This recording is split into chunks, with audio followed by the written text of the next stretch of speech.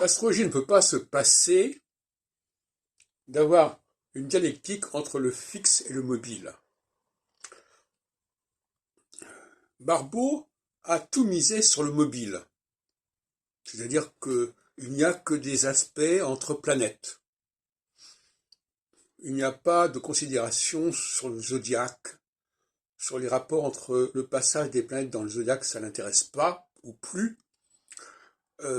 Et donc, il a cru ainsi que c'était une façon de se concilier les astronomes qui trouvaient que les histoires zodiacales, c'était pas très sérieux, que ce soit les constellations ou les signes.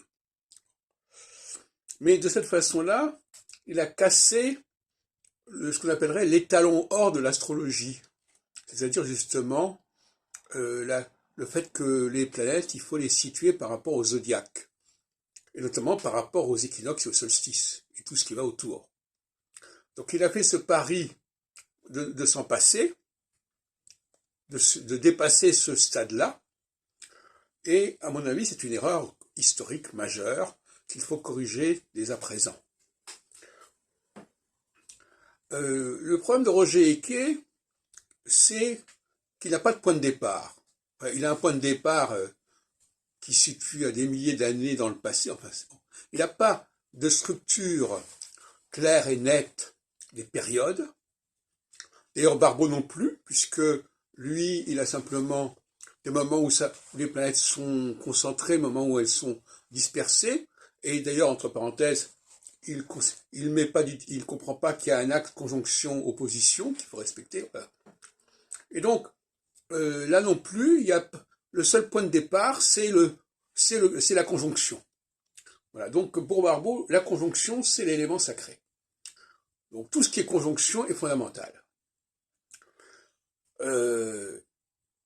Et donc, le début d'un cycle, c'est la conjonction. Le problème, c'est qu'il y a énormément de cycles, et donc il y a énormément de conjonctions.